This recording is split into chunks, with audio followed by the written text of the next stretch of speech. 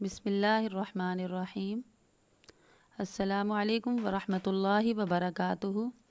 Multan public school and college کی جانب سے جماعت نحم میں حمیرہ ارم آپ سے مخاطب ہوں۔ امید ہے آپ سب خیریت سے ہوں گے۔ ڈیئر اسٹوڈنٹس، آج ہم سبق نمبر 4 زکوٰۃ بقیہ سوال نمبر 3 کا مطالعہ کریں گے۔ یہ سبق ہماری بک کے پیج نمبر 65 to 66 پر موجود ہے، اور اس کے بعد ہم حدیث نمبر 8 بک کا پیج نمبر 51 to 52 کا مطالعہ کریں گے۔ سب سے پہلے ہم بک سے ریڈنگ کریں گے اور دوران ریڈنگ چیپٹر سے بننے والے مختصر سوالات کی وضاحت ہوگی۔ اس کے بعد سوال نمبر 3 زکوٰۃ کے مصارف کی مکمل تفصیل بتائی جائے گی۔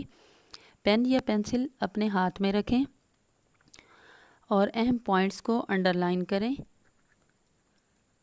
اور اسلامیات کا پیج نمبر 65 اوپن کریں۔ 65 پیج پر لاسٹ پیراگراف ہے مصارف۔ مصارف مصرف کی جمع ہے جس کے معنی ہیں خرچ کرنے کی جگہ، اور اس کا اصطلاحی مفہوم یہ ہے کہ مصارف زکوٰۃ سے مراد وہ لوگ، جگہیں یا کام ہیں جہاں زکوٰۃ کی رقم خرچ کی جا سکے۔ قرآن حکیم نے زکوٰۃ کے 8 مصارف بیان کیے ہیں۔ یہاں پر ہم شارٹ کوسچن بنا سکتے ہیں کہ زکوٰۃ کے کتنے مصارف ہیں۔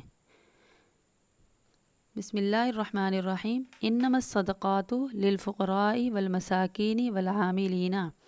انما سوائے اس کے نہیں، صدقات یعنی زکوٰۃ للفقراء زکوٰۃ غریبوں کے لیے، والمساکین اور مسکینوں، والعاملین اور زکوٰۃ کے محکمے میں کام کرنے والوں، والمؤلفۃ قلوبہم اور ان لوگوں کے لیے ہے جن کے دلوں کو اسلام کی طرف جوڑنا ہے، وفی الرقاب، فی الرقاب کا مطلب ہے گردن چھڑانے کے لیے، والغارمین اور جو توان بھریں یعنی قرض دار، وفی سبیل اللہ اور اللہ کی راہ میں، وابن السبیل اور مسافروں کے لیے، فریضۃ من اللہ یہ اللہ تعالیٰ کی طرف سے یہ ٹھہرایا ہوا ہے، یعنی یہ حکم اللہ کی طرف سے ٹھہرایا ہوا ہے۔ واللہ علیم حکیم اور اللہ تعالیٰ جاننے والا، حکمت والا ہے۔ Dear students, page number 66 open کریں۔ اس آیت کی روشنی میں زکوٰۃ کے 8 مصارف ہیں، تو جرذیل ہیں۔ نمبر 1 فقراء، نمبر 2 مساکین، نمبر 3 عاملین یعنی زکوٰۃ کے محکمے کے ملازمین، نمبر 4 تالیف قلب، نمبر 5 رقاب، نمبر 6 غارمین یعنی قرض دار، نمبر 7 فی سبیل اللہ، نمبر 8 ابن السبیل یعنی مسافر۔ زکوٰۃ دیتے وقت پہلے اپنے قریبی رشتہ داروں کا خیال رکھا جائے۔ اس کو انڈر لائن کریں، یہ MCQs میں آ سکتا ہے کوسچن۔ باہر کے لوگوں کو بعد میں دی جائے۔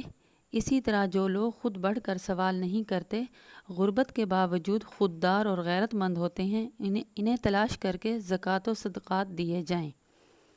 یہاں پر بھی ہمارا ایک شارٹ کوسچن بن سکتا ہے کہ زکوٰۃ دیتے وقت سب سے پہلے کس کا خیال کرنا چاہیے۔ اب کوسچن نمبر 3 دیکھیں۔ قرآنی تعلیمات کی روشنی میں زکوٰۃ کے مصارف بیان کیجیے۔ زکوٰۃ کے مصارف کا مفہوم جو میں پہلے بھی ذکر کر چکی ہوں کہ مصارف مصرف کی جمع ہے جس کے معنی ہیں خرچ کرنے کی جگہ، اور اس کا اصطلاحی مفہوم مصارف زکوٰۃ سے مراد وہ لوگ، وہ جگہ یا کام ہیں جہاں زکوٰۃ کی رقم خرچ کی جا سکے۔ نمبر 1 فقراء۔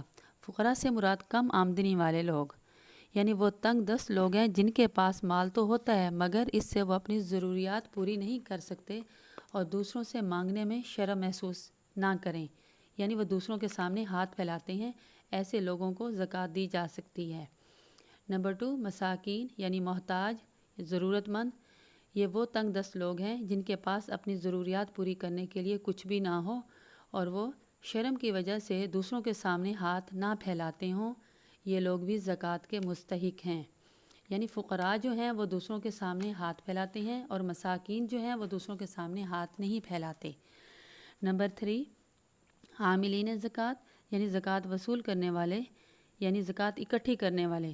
زکوٰۃ کے محکمے کے ملازمین جو زکوٰۃ اور عشر جمع کرنے کے لیے مقرر ہوں، ان کی تنخواہ جمع کی گئی زکوٰۃ میں سے دی جائے گی۔ نمبر 4 تالیف قلب یعنی دلوں کو جوڑنا، یہ ایسے غریب، کافر یا نامسلم افراد ہوتے ہیں جن کی مالی مدد زکوٰۃ سے کی جائے تاکہ انہیں اسلام کی طرف مائل کیا جا سکے۔ نمبر 5، رقاب یعنی غلام یا قیدی۔ غلام کو غلامی سے آزاد کروانے کے لیے یا کسی مسلمان قیدی کو قید سے رہائی کے لیے زکوٰۃ کی رقم دی جا سکتی ہے۔ نمبر 6، غارمین یعنی مقروض یعنی قرض دار۔ وہ لوگ جنہوں نے قرض لیا ہو اور اسے ادا کرنے کی طاقت نہ رکھتے ہوں، زکوٰۃ کے مال سے ان کا قرض بھی ادا کیا جا سکتا ہے۔ نمبر 7، فی سبیل اللہ یعنی اللہ کی راہ میں۔ اللہ کی راہ میں جہاد کرنے والے، دین کی اشاعت یعنی دعوت دین کا کام کرنے والے مجاہدین، طلباء وغیرہ، یا تعلیمی اداروں کی مالی معاونت کے لیے بھی زکوٰۃ کی رقم خرچ کی جا سکتی ہے۔ لاسٹ پوائنٹ ہے ہمارا ابن سبیل یعنی مسافر، یعنی وہ سفر کرنے والا شخص جو دوران سفر کسی وجہ سے ضرورت مند ہو گیا ہو، یعنی اس کے ساتھ کوئی حادثہ پیش آ گیا ہو یا اس کی کوئی جیب کٹ گئی ہو، خواہ وہ اپنے گھر میں مالدار ہی کیوں نہ ہو، اس کو بھی زکوٰۃ کی رقم دی جا سکتی ہے۔ نیکسٹ ہمارا پوائنٹ ہے مانعین زکوٰۃ، یعنی جن لوگوں کو زکوٰۃ نہیں دی جا سکتی، یعنی وہ لوگ جن کو زکوٰۃ نہیں دی جا سکتی، اس میں یہ درجہ افراد شامل ہے، یعنی والدین اور اولاد، یعنی یہ آپس میں ایک دوسرے کو زکوٰۃ نہیں دے سکتے۔ اسی طرح زوجین یعنی میاں بیوی بھی ایک دوسرے کو زکوٰۃ نہیں دے سکتے۔ غیر مسلم کو بھی زکوٰۃ نہیں دی جا سکتی، لیکن دیگر صدقات و خیرات سے ان کی مدد کی جا سکتی ہے۔ زکوٰۃ صرف مسلمانوں سے لی جائے گی اور مسلمانوں میں تقسیم کی جائے گی۔ نوٹ: رشتہ داروں کو ترجیح۔ زکوٰۃ دیتے وقت پہلے اپنے قریبی رشتہ داروں کا خیال رکھا جائے اور دوسروں لوگوں کو بعد میں دی جائے۔ اب بڑھتے ہیں مختصر سوالات کی طرف۔ کوسچن نمبر 1، مصارف زکوٰۃ سے کیا مراد ہے؟ مصرف کی جمع ہے جس کے معنی خرچ کرنے کی جگہ۔ اس سے مراد وہ لوگ ہیں جنہیں زکوٰۃ دی جا سکتی ہے۔ کوسچن نمبر 2، زکوٰۃ کے کتنے مصارف ہیں؟ زکوٰۃ کے 8 مصارف ہیں۔ نمبر 3، غارمین اور رقاب سے کیا مراد ہے؟ غارمین سے مراد وہ لوگ جنہوں نے قرض لیا ہو اور اسے ادا کرنے کی طاقت نہ رکھتے ہوں، زکوٰۃ کے مال سے ان کا قرض ادا کیا جا سکتا ہے۔ رقاب غلام یا قیدی۔ غلام کو غلامی سے آزاد کرانے کے لیے یا کسی مسلمان قیدی کو قید سے رہائی دلانے کے لیے زکوٰۃ کی رقم خرچ کی جا سکتی ہے۔ نمبر 4، فقراء اور مساکین میں کیا فرق ہے؟ فقراء سے مراد وہ تنگ دست لوگ ہیں جن کے پاس مال تو ہوتا ہے مگر وہ اپنی ضروریات پوری نہیں کر سکتے اور دوسروں کے سامنے ہاتھ پھیلاتے ہیں یعنی مانگتے ہیں۔ اور مساکین سے مراد وہ تنگ دست لوگ ہیں جن کے پاس اپنی ضروریات پوری کرنے کے لیے کچھ بھی نہ ہو اور وہ شرم کی وجہ سے دوسروں کے سامنے ہاتھ نہیں پھیلاتے، یہ لوگ بھی زکوٰۃ کے مستحق ہیں۔ کوسچن نمبر 5، کن لوگوں کو زکوٰۃ دینا جائز نہیں؟ جن لوگوں کو زکوٰۃ نہیں دی جا سکتی ان میں والدین، اولاد، میاں اور بیوی ہیں جو ایک دوسرے کو زکوٰۃ نہیں دے سکتے، اور اسی طرح غیر مسلموں کو بھی زکوٰۃ نہیں دے سکتے مگر صدقات و خیرات سے ان کی مدد بھی کی جا سکتی ہے۔ کوسچن نمبر 6، زکوٰۃ دیتے وقت سب سے پہلے کن لوگوں کا خیال رکھنا چاہیے؟ زکوٰۃ دیتے وقت سب سے پہلے ہمیں اپنے غریب رشتہ داروں کا خیال رکھنا چاہیے۔ ڈیئر اسٹوڈنٹس، اب آپ اوپن کریں اپنی بک کا پیج نمبر 51، حدیث نمبر 8، الراشی والمرتشی کلاہما فی النار۔ الراشی رشوت دینے والا، والمرتشی رشوت لینے والا، کلاہما وہ دونوں، فی النار آگ میں ہیں۔ یعنی اس حدیث میں رشوت کے لین دین کی ممانعت کی گئی ہے۔ رشوت کا چلن کسی قوم میں اس وقت عام ہوتا ہے جب عدل و انصاف ختم ہو جائے۔ یعنی اب یہاں پر شارٹ کوسچن بن سکتا ہے کہ رشوت کا چلن کب عام ہوتا ہے، یعنی جب عدل و انصاف ختم ہو جائے اور لوگوں کو ان کے حقوق جائز طریقے سے نہ مل سکیں۔ کسی قوم کی یہ حالت اس کے معاشرتی بگاڑ اور ظلم کی ایک نہایت خراب صورت ہے کو انڈرلائن کریں، یہ MCQs میں آ سکتا ہے۔ جس معاشرے میں انسانوں کے جائز حقوق کی راہ میں ظالم اہلکاروں کے ناجائز مطالبے حل ہو جائیں تو وہاں امن و سکون بھلا کیسے قائم رہ سکتا ہے؟ اسی لیے رشوت دینے والا اور رشوت لینے والا، راشی سے مراد رشوت دینے والا اور مرتشی سے مراد رشوت لینے والا، دونوں ہی کے متعلق رسول اللہ صلی اللہ علیہ وسلم نے ارشاد فرمایا کہ وہ جہنم کی آگ کا ایندھن ہیں۔ انڈرلائن کریں، جہنم کی آگ کا ایندھن۔ یہاں پر ہمارا شارٹ کوسچن بن سکتا ہے، جہنم کی آگ کا ایندھن کون لوگ ہیں؟ یعنی وہ لوگ جو رشوت کے معاملے میں کسی بھی طرح ملوث ہوں، وہ جہنم کی آگ کا ایندھن ہیں۔ یہاں پر توجہ طلب بات یہ ہے کہ رشوت دینے والے کا ذکر پہلے ہوا ہے، جس سے واضح ہوا کہ رشوت دینے والا بھی اس گناہ کی سزا سے بچ نہیں سکتا۔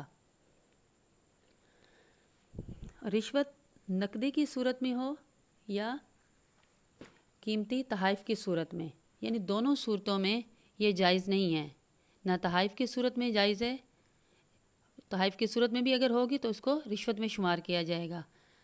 ایک مرتبہ آپ صلی اللہ علیہ وسلم نے ایک صحابی کو کسی علاقے میں زکوٰۃ کی وصولی کے لیے عامل بنا کر بھیجا۔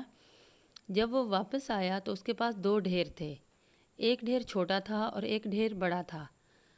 اس نے کہا، بڑا ڈھیر زکوٰۃ کے مال پر مشتمل ہے اور چھوٹا ڈھیر تحائف پر مشتمل ہے جو لوگوں نے مجھے دیے۔ رسول اللہ صلی اللہ علیہ وآلہ وسلم نے اس فعل کو ناپسند فرمایا اور آپ صلی اللہ علیہ وسلم نے ارشاد فرمایا، لوگوں کو کیا ہو گیا ہے جب انہیں زکوٰۃ کی وصولی کے لیے عامل بنا کر بھیجتا ہوں تو وہ زکوٰۃ کے مال کے ساتھ تحفے وصول کر لیتے ہیں۔ یہ عجیب بات ہے، اگر یہ لوگ گھروں میں بیٹھے رہتے تو یہ انہیں تحفے کس طرح بھیجتے؟ ظاہر ہے یہ لوگ تحفے انہیں اس لیے دیتے ہیں کہ ان کے ساتھ رعایت کی جائے۔ آپ صلی اللہ علیہ وسلم نے دونوں ڈھیر کو بیت المال میں جمع کرا دیا۔ اب بڑھتے ہیں مختصر سوالات کی طرف۔ حدیث نمبر 8، کوسچن نمبر 1، رشوت کا لین دین کرنے والوں کو نبی اکرم صلی اللہ علیہ وسلم نے کس انجام کی وعید سنائی ہے، یعنی کیا سزا سنائی ہے؟ رشوت دینے والا اور لینے والا دونوں جہنم کی آگ کا ایندھن ہیں، یعنی دونوں آگ میں ہیں۔ کوسچن نمبر 2، رشوت کا چلن کب کس قوم میں عام ہوتا ہے؟ اس کا آنسر یہ ہے کہ رشوت کا چلن تب عام ہوتا ہے جب کسی معاشرے میں عدل و انصاف ختم ہو جائے اور لوگوں کو جائز طریقے سے ان کے حقوق نہ مل رہے ہوں۔ کوسچن نمبر 3، رشوت کا مفہوم واضح کریں۔ رشوت کا مفہوم یہ ہے، وہ مال یا تحفہ جو اپنے جائز یا ناجائز کام کو پورا کرنے کے لیے دیا جاتا ہے۔ جب کوئی شخص اپنی ذمہ داری کو احسن طریقے سے نہ نبھائے بلکہ بہانے سے کام کو لٹکاتا رہے اور اس کام کے بدلے کچھ مطالبہ کرے تو اس کو رشوت کہیں گے۔ اور اس کی دوسری صورت یہ بھی ہو سکتی ہے، یا کوئی آدمی کسی دوسرے سے اپنا کوئی ناجائز کام کرائے اور اس کام کے بدلے کچھ معاوضہ دے، اس کو بھی رشوت میں شمار کیا جائے گا۔ کوسچن نمبر 4، الراشی سے کیا مراد ہے؟ الراشی سے مراد یعنی رشوت دینے والا، اس سے مراد وہ شخص ہے جو اپنے جائز اور ناجائز کام کو پورا کروانے کے لیے مال یا تحفہ دیتا ہے۔ کوسچن نمبر 5، والمرتشی سے کیا مراد ہے؟ والمرتشی سے مراد رشوت لینے والا۔ اب یہ دونوں کوسچن جو ہیں شارٹ فارم میں آتے ہیں اکثر ایگزام میں۔ الراشی سے کا معنی لکھیں اور والمرتشی کا معنی لکھیں۔ کوسچن نمبر 6، حضور صلی اللہ علیہ وسلم نے جہنم کی آگ کا ایندھن کن لوگوں کو قرار دیا؟ جہنم کی آگ کا ایندھن وہ لوگ ہیں جو رشوت کے معاملے میں کسی بھی طرح سے ملوث ہوتے ہیں۔ کوسچن نمبر 7، رشوت کے چند نقصانات تحریر کریں۔ رشوت کے چند نقصانات درج ذیل ہیں۔ نمبر 1، معاشرہ بگڑ جاتا ہے۔ نمبر 2، باہمی محبت اور ہمدردی کا جذبہ ختم ہو جاتا ہے۔ نمبر 3، مال و دولت کی لالچ بڑھ جاتی ہے۔ ڈیئر اسٹوڈنٹس، لاسٹ کوسچن ہے ہمارا، رشوت کے خاتمے کے لیے کیا اقدامات کرنے چاہیے؟ رشوت کے خاتمے کے لیے ضروری ہے کہ لوگوں کو ان کے حقوق جائز طریقے سے دیے جائیں اور ان سے ناجائز مطالبے تسلیم نہ کیے جائیں۔ ڈیئر اسٹوڈنٹس، میں امید کرتی ہوں کہ آپ کو لیکچر کی سمجھ آ گئی ہوگی اور آپ لوگوں نے اب دوبارہ سے اس کی ریڈنگ کرنی ہے اور اچھی طرح سے شارٹ کوسچن کو یاد کریں اور نوٹ کریں۔ اللہ پاک ہم سب کا حامی و ناصر ہو۔